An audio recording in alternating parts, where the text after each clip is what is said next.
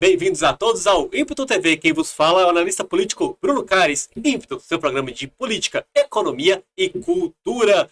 Hoje temos dois convidados especiais, sendo o primeiro deles Eduardo Gandarella. Por favor, se apresente, doutor Gandarella. Tudo bem, como é que tá, pessoal? Estamos aqui hoje para colaborar no que precisar em relação à economia, cultura, educação. E depois de muito encher o saco, agora quem tem a participar é nosso operador Pedro Gama, nosso especialista tributário aí, que vai começar a falar mais pra gente de tributações e outros assuntos internacionais importantíssimos. Salve galera, estamos aqui para opiniões pontuais e tentar engrandecer ainda mais esse nobre programa. Como o Pedro tá na operação, ele não aparece, mas quem quiser ver como é a beleza dele, a gente vai passar nos stories para que vocês acompanhem. Mas de toda forma, o programa de hoje é um programa que a gente vai começar a falar muito de política internacional e também de economia brasileira. Vamos desde guerra até comportamento de líderes, inclusive Gandarella convidado para poder explicar uma questão comportamental pra gente, como também para onde vai as nações. Isso é muito importante, o mundo está mudando e temos que acompanhar esta mudança. Então, bem-vindos ao Ímpeto e agora vamos começar com as manchetes do dia. Por favor, doutor Gandarella. A manchete número 1, Israel explica novos ataques a Gaza e fala em agir com crescente intensidade militar contra o Hamas. Perfeito, pode mandar todos, pode mandar lendo. Manchete 2, dólar sobe na abertura com decisões do BC e incertezas comerciais em foco. Perfeito. Manchete 3, Parlamento da Alemanha vota aumento histórico de gastos nesta terça-feira, dia 18. E a manchete 4 é a que a gente mais gosta, liderança e perfis de negócios. Exatamente, esse é o tema principal do dia. Mas, doutor Gandarella, vamos começar pela questão de Israel, certo? Vamos lá. Se eu puder abrir na matéria, por favor, enquanto eu vou contextualizando. Para quem não sabe, né? Quem está vivendo no mundo da lua, nós temos uma guerra entre Israel e Hamas. Não entre Israel e Palestina. Já foi explicado no programa. As próprias declarações do presidente do vice da Palestina deixam isso muito claro. Novamente, você tem o território da Palestina, você tem o território de Gaza, que fica do outro lado ali do continente, que pertence à Palestina. Hamas toma a região de Gaza, mata palestinos e de Gaza começa a atacar Israel. Vamos lá, vamos imaginar o tabuleiro político.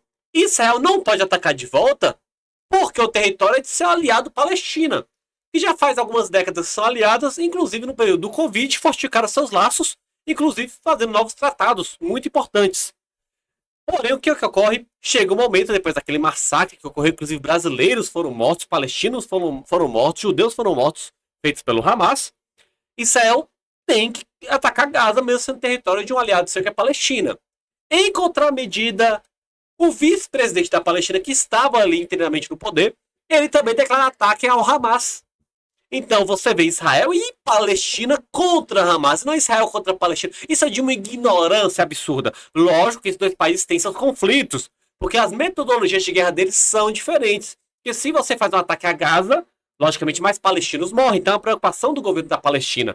Mas, assim se tem um tabuleiro político. E nós tivemos um tratado de um cessar-fogo, certo, entre Israel e Hamas, ao qual eu já me posiciono contra, porque para mim não existe cessar-fogo contra grupo terrorista, grupo que não tem noção de Estado maior. E vamos entrar aqui no mérito e explicar o porquê. Mas já houve um rompimento de cessar-fogo, que é o que o doutor Gandarella vai ler pra gente, por favor.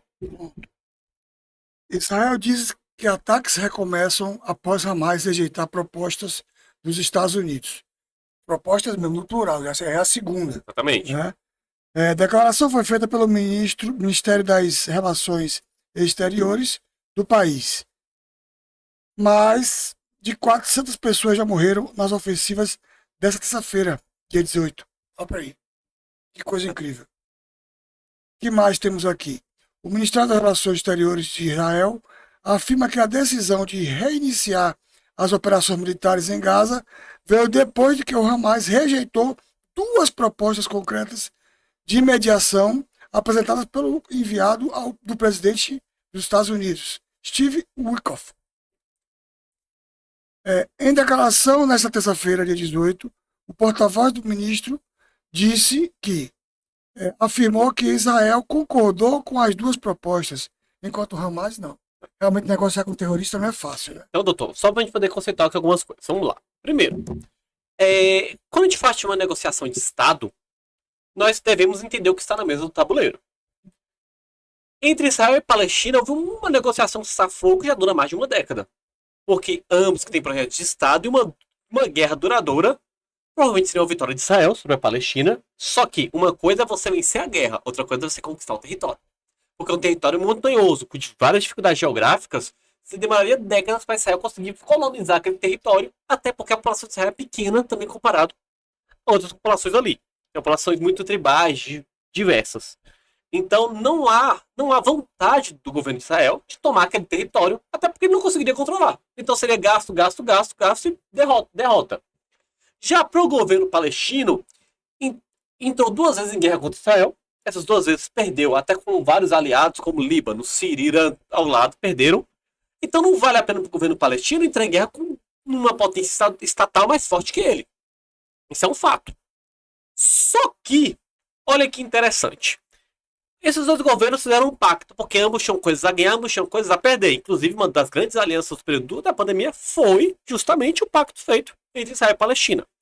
Mesma coisa, a gente gosta de citar Brasil e Argentina, sempre ele tinha sido Brasil e Paraguai, pactos são feitos. Como é que eu faço um pacto com um grupo que não tem visão de Estado? Se você não tem visão de Estado, você não tem projeto a longo prazo. Então tudo é mais imediatista. Você quer um poder imediato. Quais problemas isso implica? Vamos lá.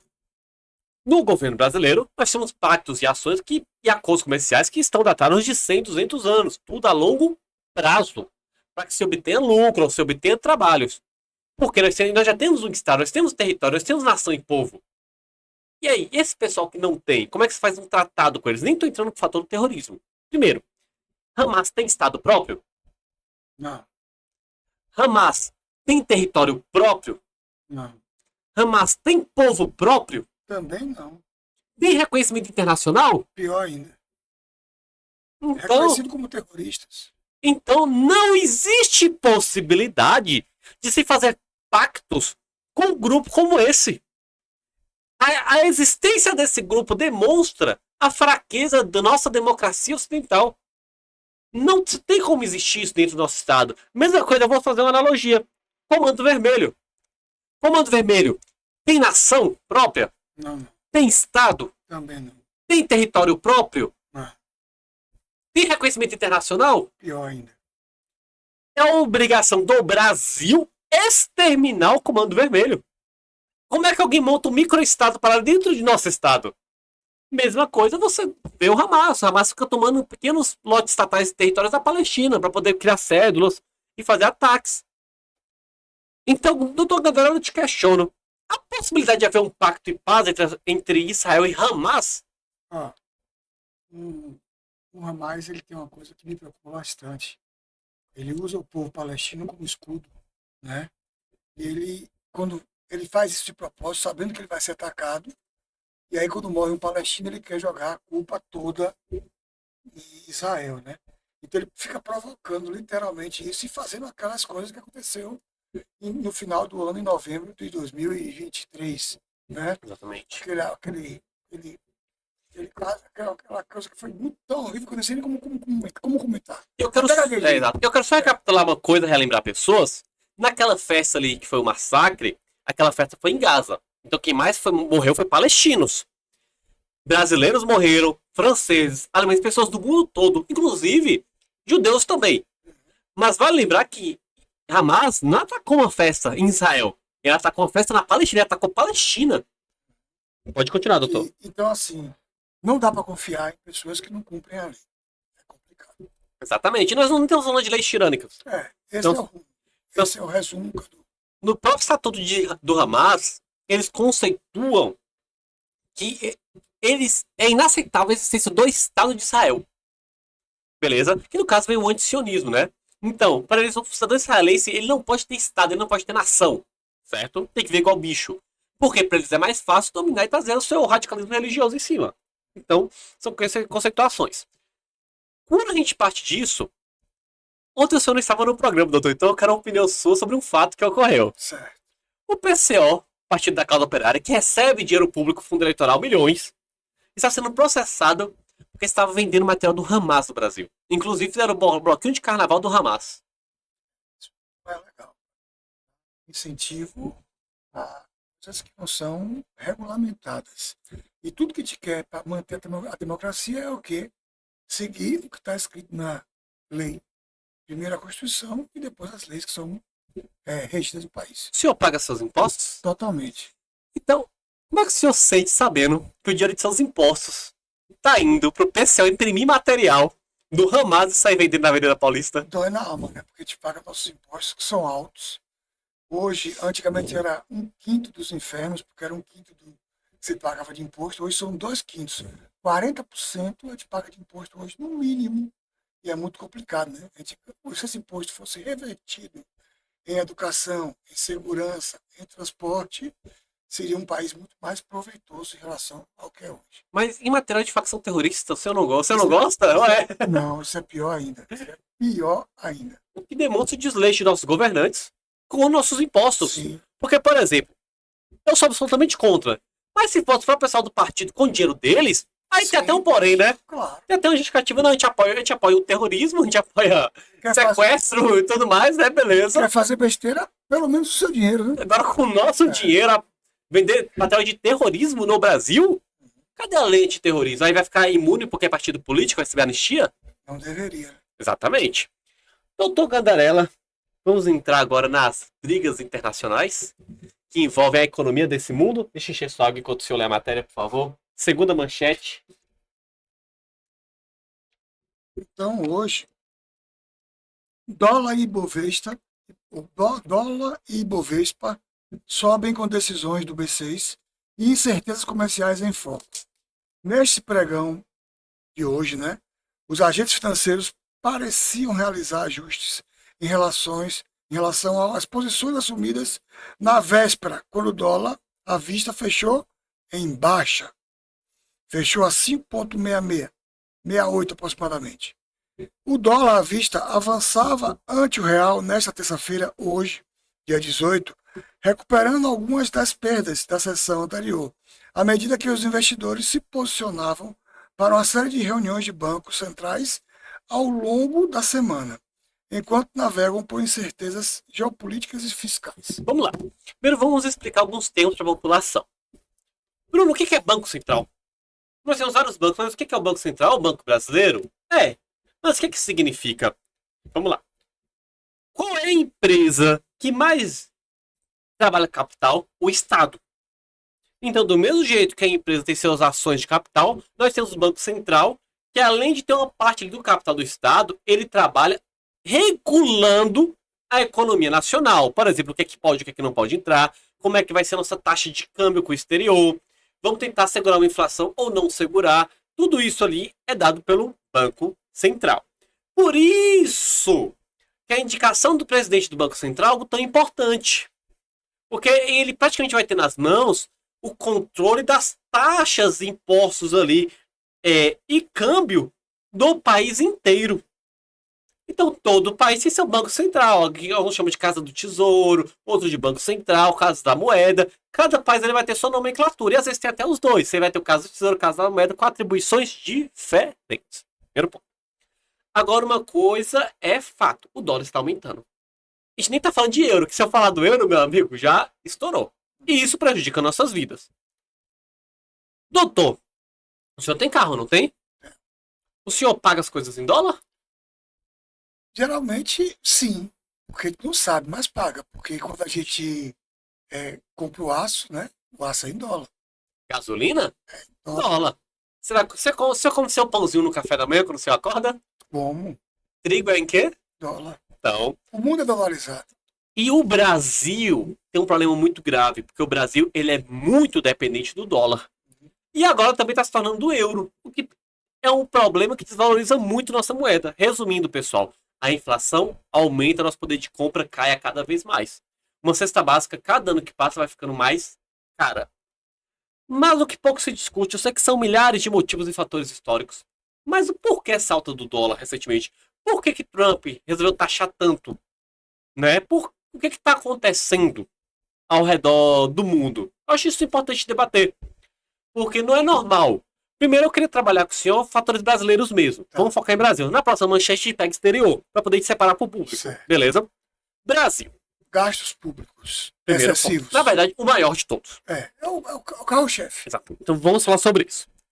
Até 2003, o Brasil tinha uma inflaçãozinha de 1,5, então o real valia $1,50 no máximo.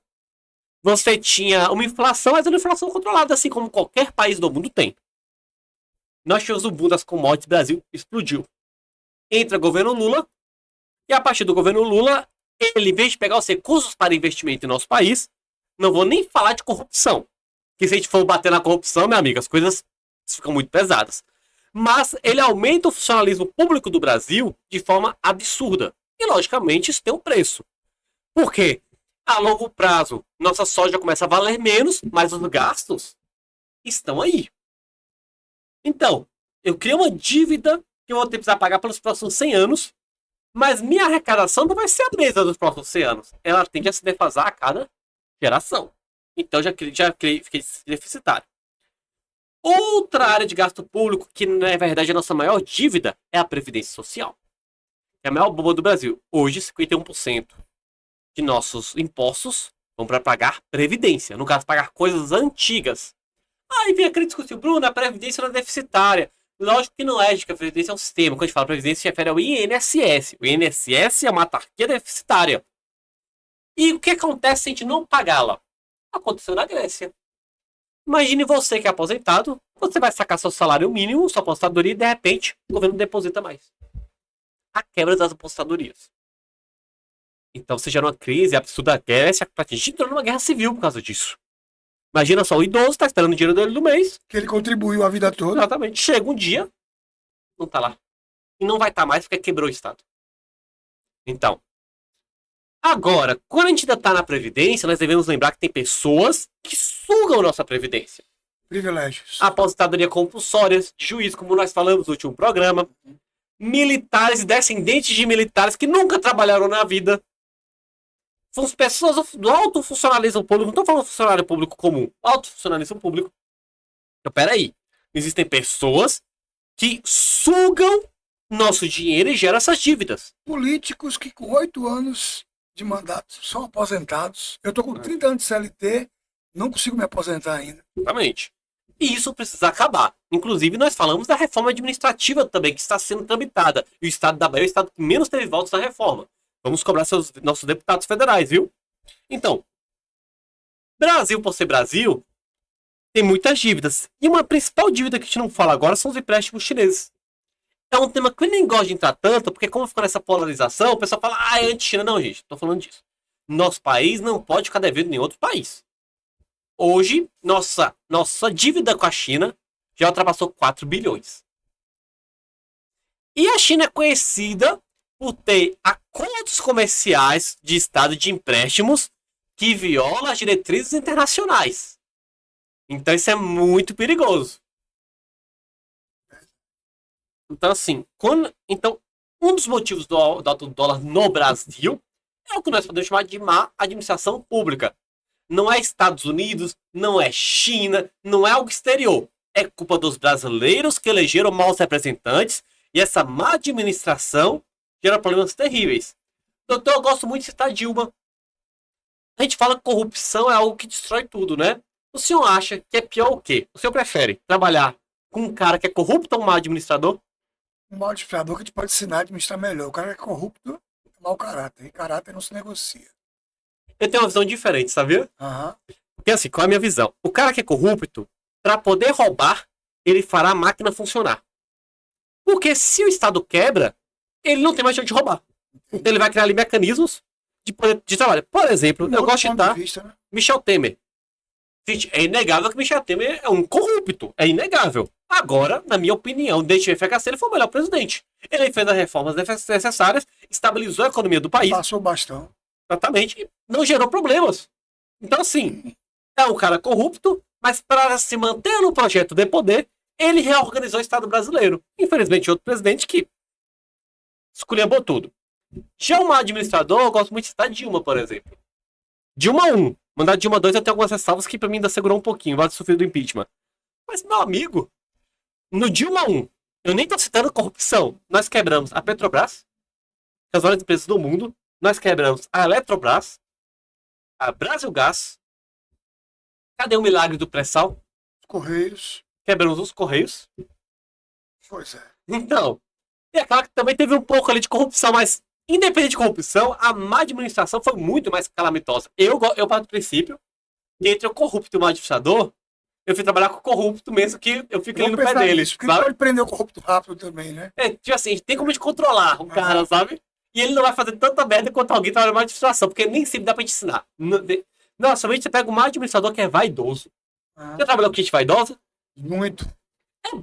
É bom ir trabalhar com gente vaidosa? É difícil. Rapaz, Mas pra tudo tem um jeito. Pra mim ainda é bom ter essa discordância. é lógico, tá aqui pra isso. O corrupto é uma coisa que eu não consigo negociar. Tem que prender. Não dá pra negociar. No mundo ideal. É. Não, vou ser sério, vamos lá. No mundo ideal, se eu vivesse, todo corretor vai estar preso. Mas eu trabalho com política. Às vezes eu lido com A ou B, que são pessoas Você corruptas. falou uma opção generalista. Primeiro fato é eu não me corromper. Ah. Primeira questão a mim. Então, quando eu boto meus parâmetros, as pessoas sabem o que elas podem ou não podem trabalhar comigo. Por exemplo, no dia que eu entrei no partido, no partido que participou de que é o PSDB, eu cheguei falando, é o seguinte, se for ter algum esquema, nem me chama. Se eu souber, eu denuncio. Aí eu falei, gente, você tá louco, Bruno? A gente tá trabalhando direito aqui, pô. Você tá maluco? Me xingou na hora, Ela, não, tô avisando porque eu não te conheço. Claro. Eu já tinha vindo de partidos que eu tive problemas por causa disso, beleza? Então, assim, eu sempre, nas minhas pautas da luta contra a corrupção. Então, eu já deixei muito claro, velho, se for ter algum... Se acontecer, ele não. Ele virou pra mim e falou, velho, eu trabalho de forma honesta. Ponto. Hoje eu sou o maior fã do cara. Porque o cara, realmente, tudo que houve de problema, ele comprou a briga. Fala aqui o nome mesmo, Adriano Mendes, velho. Sou teu fã, velho. Então, se ele comprou a briga mesmo, ele provou que dá pra se fazer política trabalhando honestamente. É possível. Entendeu? É possível. Agora, é muita dor de cabeça também. Sim. Então, às vezes, você tem que lidar com pessoas corruptas e você precisa que elas façam a função delas. Cara, minha experiência, é mais fácil trabalhar com pessoas corruptas e elas fazem as funções delas do que pessoas que são mais administradoras e não querem aprender. Meu amigo, quando o cara é vaidoso, ele não quer aprender, nossa, que dor de cabeça. É a chave pra você morrer do coração, velho. Porque minha visão é que não era pra estar essas pessoas lá também, né? Era pra ser indicado pessoas tecnicamente, não pela Ideal. meu companheiro ou minha companheira. É isso? Aquela questão, se nós vivêssemos no mundo ideal, que, velho, Brasil é complicadíssimo.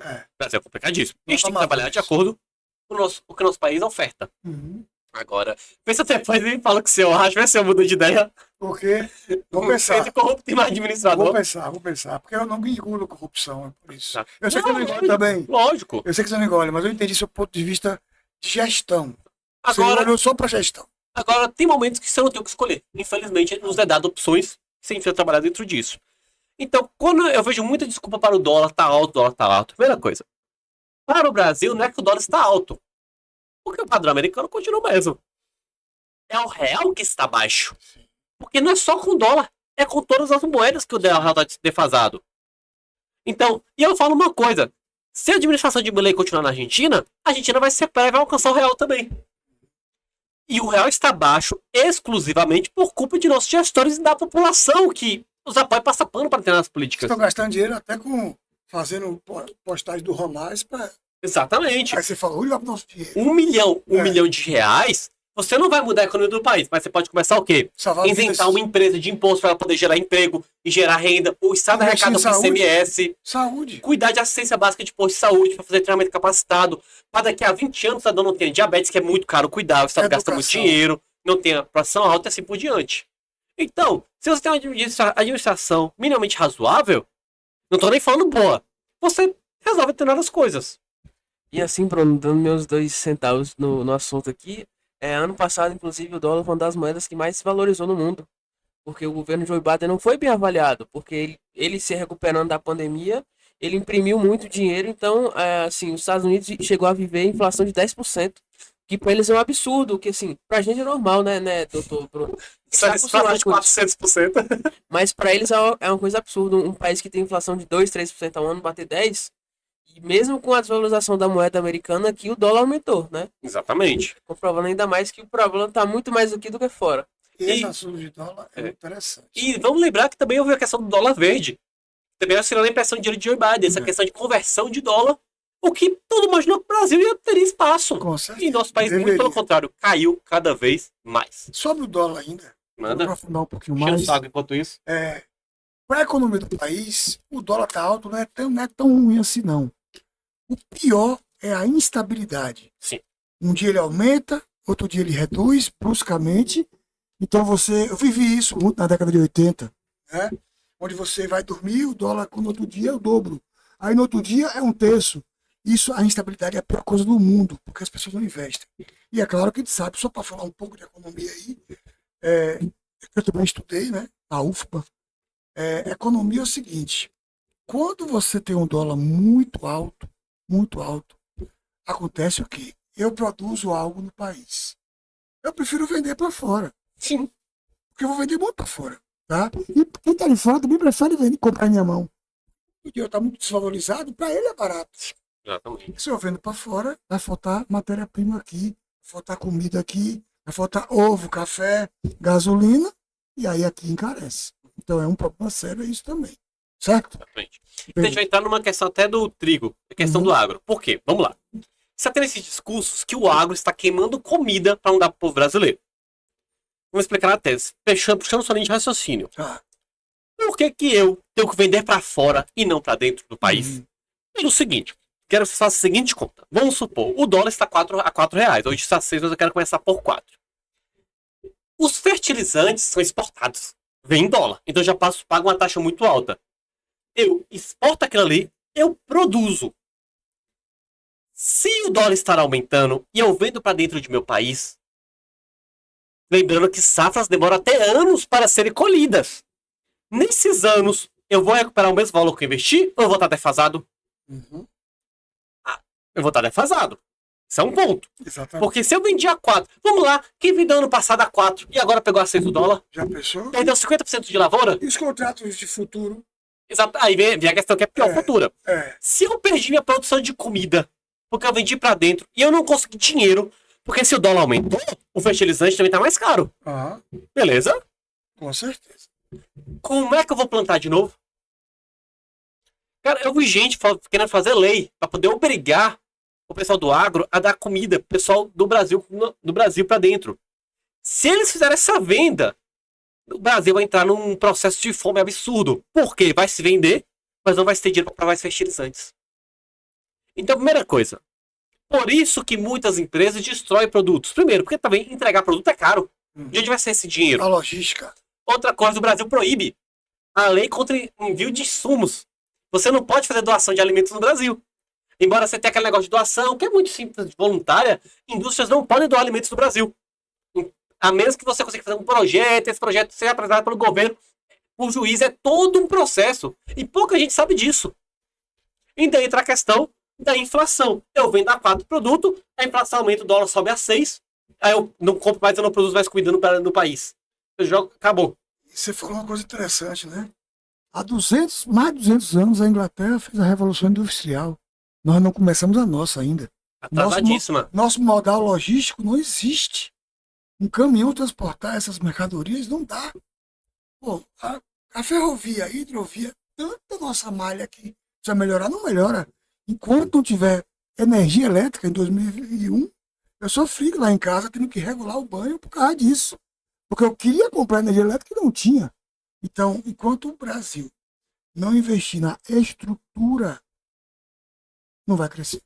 Para mim, nós temos. Manda, Pedrão. Aproveitar o gancho que o Dr. Gandarella deu aqui, eu não poderia deixar de falar mal de Juscelino Kubitschek.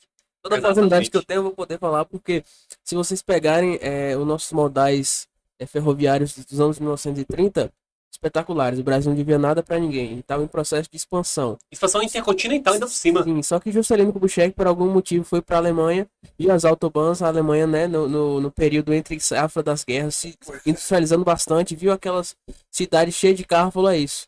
Meu país, que é 5 vezes maior do que a Alemanha, eu vou colocar carro também. Assim, existem vários estudos que comprovam que a partir de 400 quilômetros de deslocamento, que é quase o triplo que você gasta para você sair de Mato Grosso, para você chegar no Porto de Santos, para você chegar no Porto de Paranaguá, para você chegar no Porto de Barcarena, a partir de 400 quilômetros que você desloca, é muito mais vantagem você ter esse transporte por trem. Porque caminhão você investe muito mais, além de que você transporta muito menos. Então, assim, para um país do tamanho do nosso, com a complexidade que tem, tanta coisa, a gente passa por um problema que eu não sei se a gente consegue reverter pro ego de um ser humano, né? Assim, Verdade. são coisas que a gente não consegue dimensionar, mas que o tanto que ele nos atrasou e o tanto que cria até problemas secundários, como por exemplo, a questão automotiva, né, da indústria dos automóveis hoje, que é deficitária há mais de 30 anos, a gente fica dando incentivo, incentivo, incentivo, e esse dinheiro não volta. Será se a gente teria esse tipo de problema se a gente tivesse continuado investindo na malha ferroviária? Também vou citar aqui uma questão, para mim são 5 maiores bombas do Brasil. Primeiro, malha fluvial. Até hoje, o maior método de transporte mais barato que existe são rios. Exemplo dos Estados Unidos, a gente fala muito dos trens americanos, mas trem é muito na Europa. A maior parte do transporte pesado americano é feito por rio. Malha fluvial. Brasil tem a maior bacia hidrográfica do planeta e ela não pode ser usada porque praticamente é reserva ambiental. Então, meu amigo, a gente tem todo o potencial de se tornar o país mais rico do planeta. A gente não usa, por causa de muitas vezes ONGs, né, e tudo mais que proíbem nós fazermos esse transporte. Segundo, o Pedrão entrou na questão da malha ferroviária do Brasil.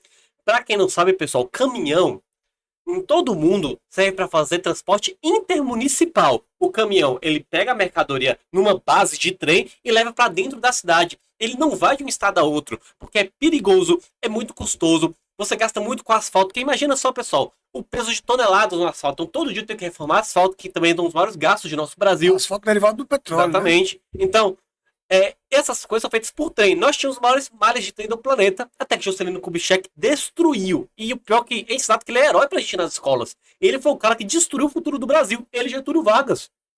Foram dois tiranos, não vou falar palavrões, então nem falar palavrão, que destruíram o futuro do Brasil. Junto a, vou falar Luiz Inácio Lula da Silva, que quebrou nossos commodities, mas são situações.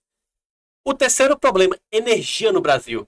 Cadê nossas bases de energia nuclear como Angra? E eólicas. Cara, eu era criança, estavam produzindo Angra até hoje não terminou. Até hoje não terminou. E, assim, energia eólica, eu tenho uma certa ressalva.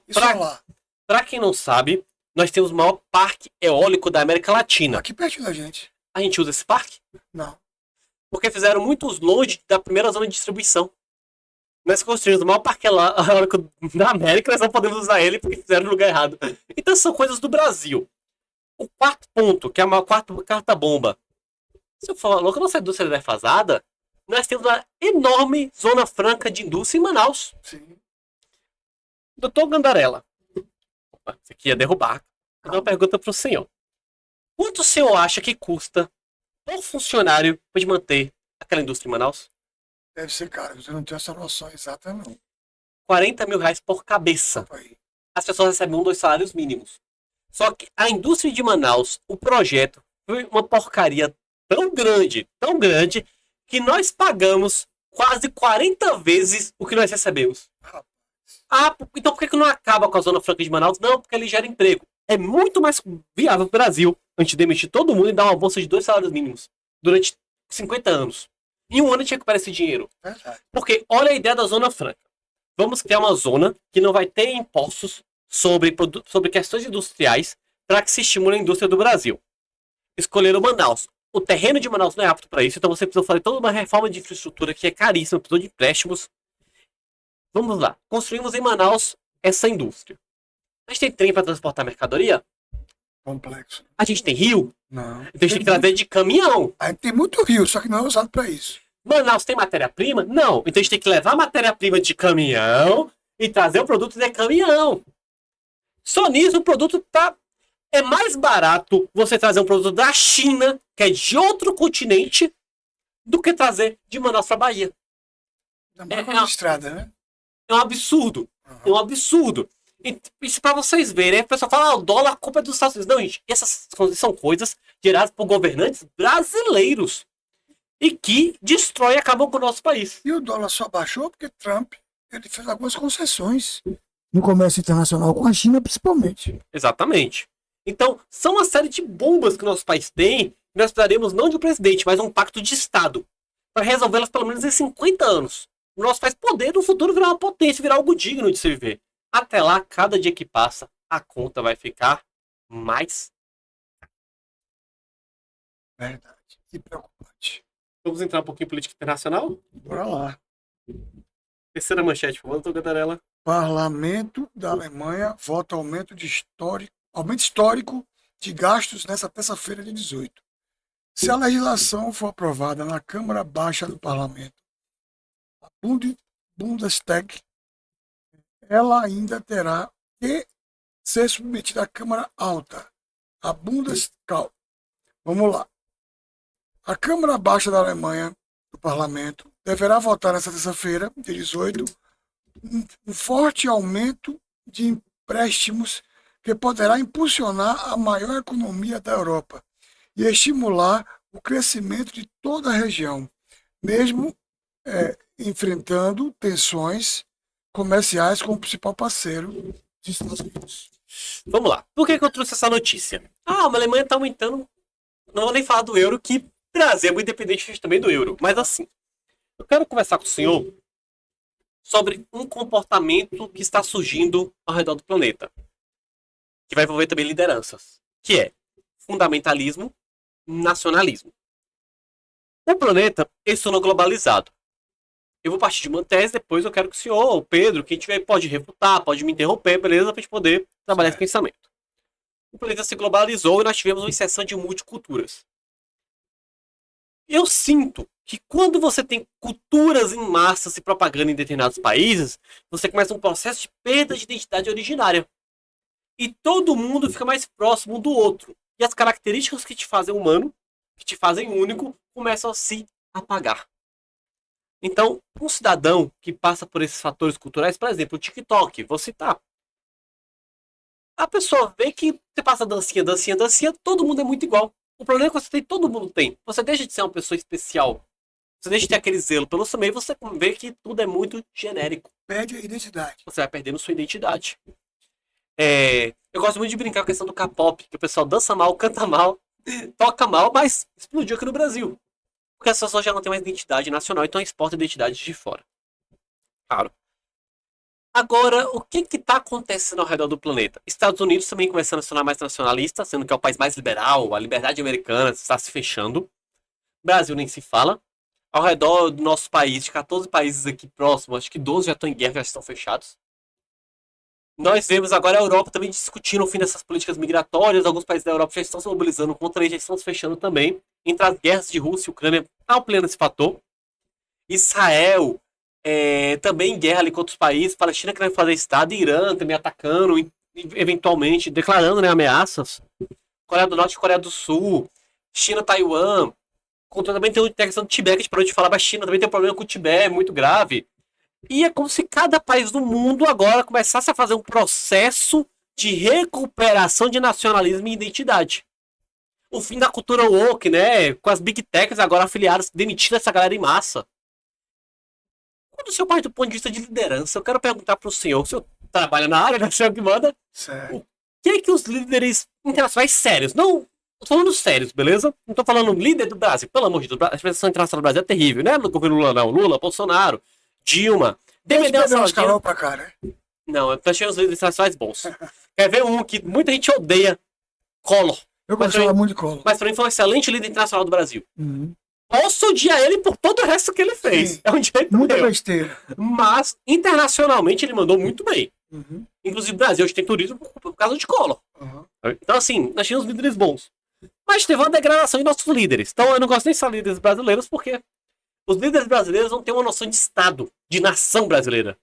Tipo, se puder, entrega o nosso país para qualquer outro país até o fim. Não tem essa noção, bora, tá nacionalista. Nós precisamos ser nacionais, nós somos brasileiros, nós precisamos defender o que é nosso. Porque, por exemplo, Bolsonaro era muito pró-americano. Estados Unidos é o nosso maior competidor comercial de agronegócio. Como é que eu vou valorizar a indústria americana, sendo que é nosso maior inimigo comercial?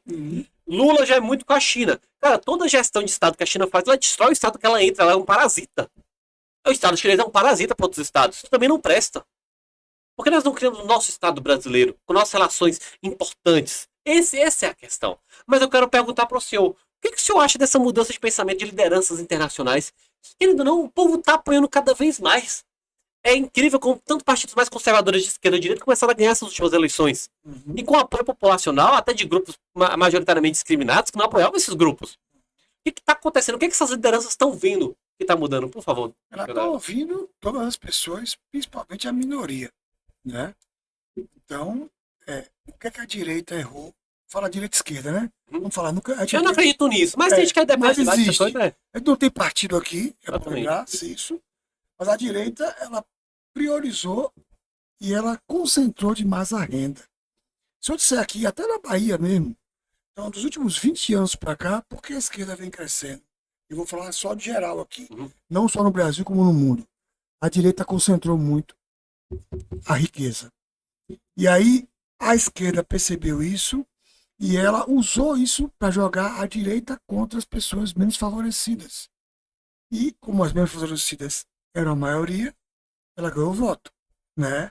Então, quando eu vejo que, vou dar um exemplo aqui, quando um governo ele investe em faculdade para todos, é porque essas pessoas de faculdade são as que votam. Eu faria ensino básico para todos. Sim, exatamente. Que é o ideal igual qualquer Exatamente. país envolvido fez. Exatamente. Como é que eu vou Exatamente. pegar? Então, infelizmente, me perdoe, mas o que já perdeu não tem como recuperar. Concordo. E eu falo isso porque eu vivi isso aí como professor universitário por 30 anos de minha vida. Onde a gente vê uma pessoa lá entrando na faculdade com muita dificuldade. E isso aí eu também fico sensibilizado com isso. Mas se você quer pensar como governo, como nação, tem que investir na base. Inclusive, para quem não sabe, pessoal, nosso gasto com o ensino superior é quase 3 vezes maior do que o gasto com o ensino base, enquanto todo o país ouvido do mundo é ao contrário. Sim. Por quê? Qual a tese? Se você educa bem o cidadão desde criança, ensina para ele um bom português, uma boa matemática, uma boa história, geografia, entre outros, você não precisa cuidar do ensino superior dele. Porque ou ele vai fazer algo técnico que vai gerar lucro para ele na própria vida, sem precisar do governo, ou ele vai passar em faculdade boa. Coreia do Sul aí, o exemplo. Quem era a Coreia do Sul antes? Parecia a Colômbia. Exatamente, acabado o país. Em 20 Aí anos, depois vamos agora investir 10%, 10 só. 10% do PIB na educação. básica. Hoje, Hoje a Coreia do Sul é uma potência. Singapura, o primeiro lugar do mundo, todas as matérias do IDEB. Aham. Em 20 anos atrás, Singapura era o quê? Deserto? Não tinha nada. Fez o maior investimento em educação básica da história em 20 anos. Hoje, Singapura, em apenas 20 anos, é a maior potência mundial em português. Em português, não, perdão, português não, linguagem, gente. Falando português. Aham. Linguagem, matemática, conhecimentos gerais. Exatamente. Pô, Singapura explodiu. O que significa que os próximos cidadãos de Singapura serão os melhores do planeta? Então, são investimentos, falta de Estado. Pois é. E essa mudança dessas lideranças, porque se você a gente analisar as personas, na primeira eleição, Trump fez a persona do palhaço. Se a gente pega aqui Schopenhauer, né? Trump imitou o palhaço, igual Milley. Milley não, perdão. Qual é o presidente da Ucrânia? Zelensky? É. Zelensky, igual Zelensky, certo? Ele era um comediante, fazia palhaçada e se elegeu. Ninguém espera, a gente espera que o palhaço seja crítico, ninguém espera que o palhaço faça governabilidade. Nessa segunda eleição ele já mudou. Ele já foi com uma persona mais, não diria nem mais heróica, mas mais conformista. Tipo, a situação é essa e apenas isso vai mudar e eu vou ter que fazer. Ele foi enfrentar, né? Exatamente. Então ele mudou a persona dele e ganhou a eleição. Quando eu pego Vitória da Conquista, por exemplo, para mim o debate mais humilhante da história de conquista foi de Zé Raimundo contra Herzl. Porque o que aconteceu? Herzl, ele tem uma persona crítica, ele sempre foi radialista, sempre criticava as pessoas, e Zé Raimundo tinha uma persona mais pedagógica, ele parava e explicava, até porque ele era professor. Rapaz, o debate tá Herzl completamente treinado com uma persona pedagógica, e Zé Raimundo claramente não treinou pro debate. Então ele não sabia ali retrucar nada. Então foi um massacre tão grande que quando o pedagogo... Existe técnicas de debate, pessoal. Então quando o pedagogo ele traz a informação, você tem as opções. Ou você rebate de uma forma errada e crítica tão forte que quem está vendo o debate pensa que você está certo. Beleza? Ou você começa a fazer uma dissuasão daquela informação e traz ela pro seu lado. Agora você precisa respondê-la. Quando o pedagogo ele faz uma linha e te constrói linha de raciocínio e você não responde, meu amigo, você está lascado no Você debate. mostra que não tem um conhecimento. E isso surpreendeu todo mundo, que todo mundo imaginava que Zé Raimundo seria muito melhor no debate, porque tinha certeza que ele entendia mais de política pública. E foi uma mudança. Então, quando a gente trabalha essas lideranças, essas mudanças de persona, elas influenciam o futuro do status quo, seja nível municipal, estadual, federal. Agora, o que o senhor acha que está acontecendo em relação à própria população? Porque a população está querendo voltar para mais fundamentalismo. Vamos pegar, por exemplo, pode ser um fundamentalismo religioso. Vamos pegar o crescimento das pentecostais aqui no Brasil, que é um fundamentalismo religioso. Pode ser um fundamentalismo nacional. O pessoal pedindo ditadura porque quer voltar aos tempos antigos, que os tempos antigos já passaram. E todo mundo tem uma ideia que antigamente era bom. Não, não era bom, gente. Antigamente também era muito ruim. Então, o mundo tá muito melhor agora do que antigamente. Eu, sendo pobre, eu tenho uma vida melhor do que o rei 100 anos atrás. Eu tenho uma vida melhor do que meus avós. E meus avós eram afortunados. Então, a gente tem que saber lidar com a realidade também. Mas o que o senhor acha que as pessoas estão buscando coisas mais fundamentais? Mais simples? O que está acontecendo na opinião do senhor? A tecnologia avançou tanto, que as pessoas estão sem tempo para a essência, né? Então, antigamente, você conversava com alguém, tranquilamente. Hoje não. Eu tô aqui com você, ó, tô olhando o celular, pego o celular para olhar. Então, voltando às raízes do ser humano. Agora isso tem que transformar em coisas boas e não em coisas ruins que estão transformando aí, tá? Então, a essência de buscar uma resposta para o grande avanço da tecnologia é voltar às suas raízes e um bate-papo, uma conversa, mais olho no olho. Então o ser humano está assim hoje em dia. E isso, obviamente, vai formar núcleos sociais mais restritivos para ter mais fácil ter controle, beleza? E o que tem esses núcleos sociais é que estão se tornando mais fundamentalistas. E isso vai influenciar diretamente nas políticas públicas dos estados. Sim. Isso é muito importante. Eu puxando esse gancho, dentro disso, eu gostaria de trabalhar com o senhor agora do ponto de vista esquecendo liderança, a base. Nós temos muita dificuldade de empreender no Brasil, pela própria mentalidade da população. A população não entende a necessidade de empreender. A gente pega a Bahia, que é um estado que você tem mais pessoas recebendo Bolsa Família do que trabalhando. Sim. E isso gera uma crise econômica terrível. Com certeza. Para quem não sabe, apenas 25% da população brasileira gera renda. 75% é sustentado por essa renda. Então, como é que você tem um país que apenas um quarto trabalha? Eu queria perguntar para o senhor o seguinte. O que está acontecendo com a mentalidade das pessoas?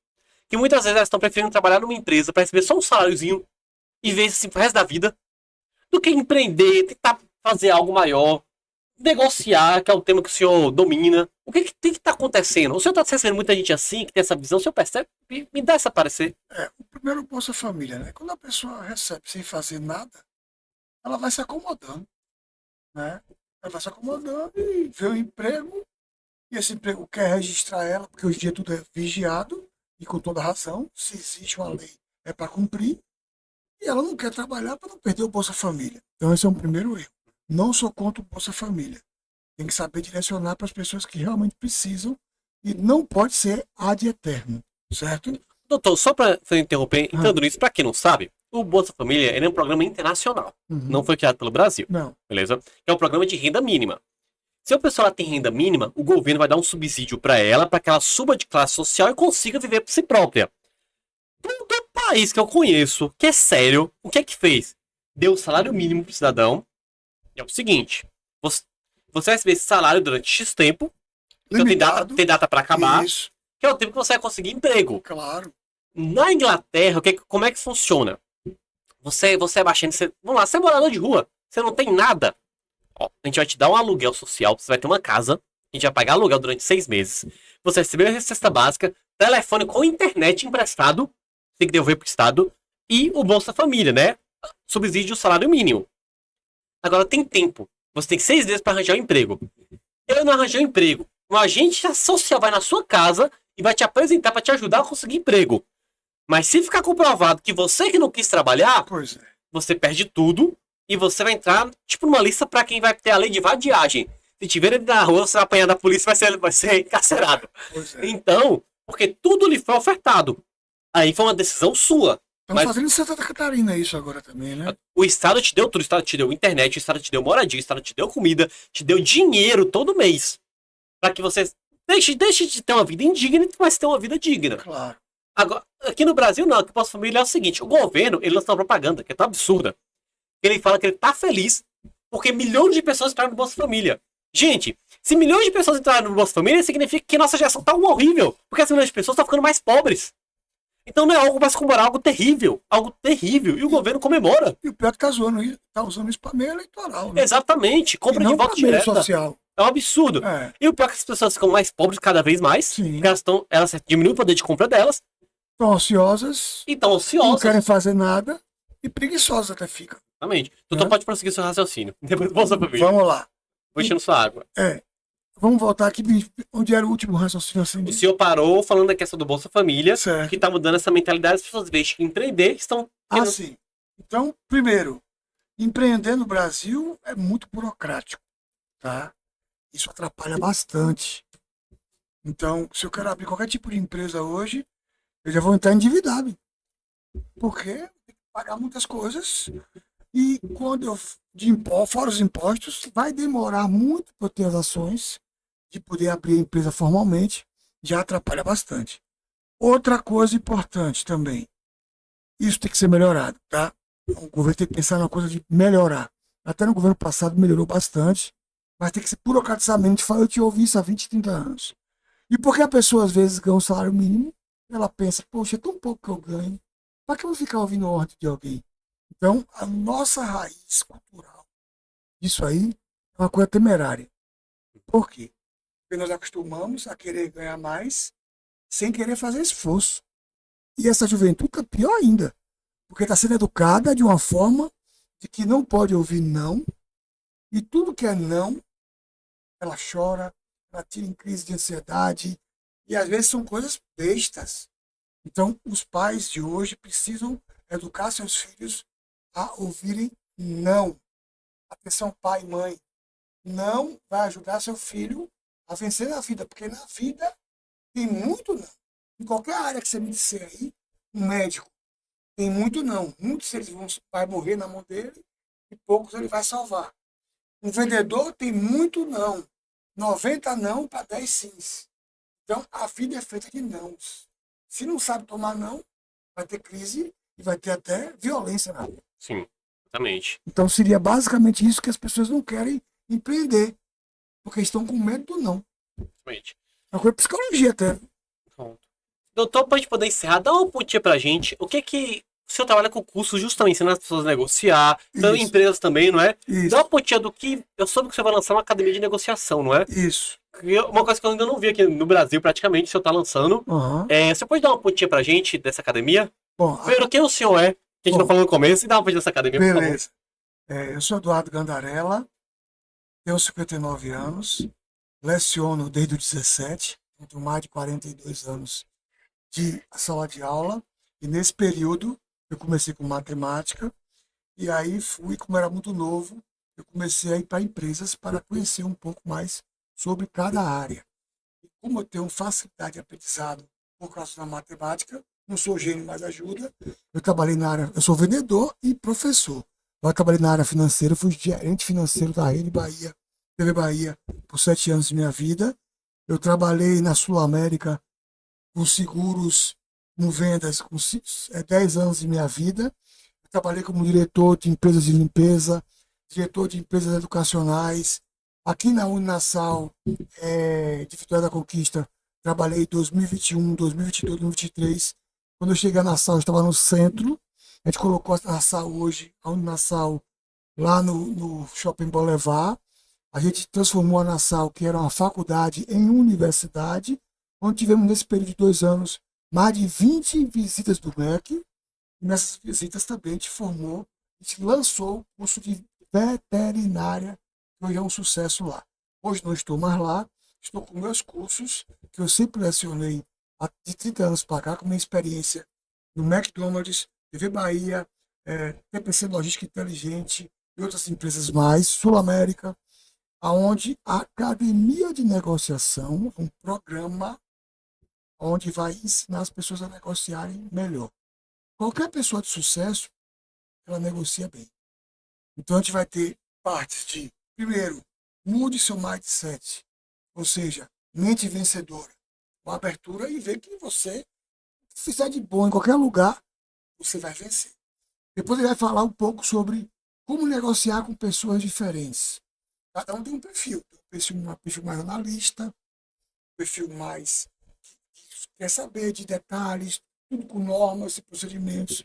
Tem um perfil que chamamos de planejador, que é que quer saber mais do ser humano, da emoção, da qualidade de vida, do social, da ecologia. Tem um perfil comunicador, que quer saber sobre novidades, inovação, novos designs, exclusividade, ser o primeiro. E tem o perfil executor, que quer saber de quer ganhar mais lucro, mais dinheiro. Nós temos um pouquinho de cada perfil. A gente vai descobrir como identificar cada perfil, com dinâmicas de grupo, com ocasiões de estudo de caso e até filmes do mercado aí, certo? Estão livres. E aí a gente vai começar a identificar essas pessoas e fazer o argumento certo para cada pessoa. Aí depois vem um módulo de negociação e suas etapas. Além da parte humana, a parte técnica.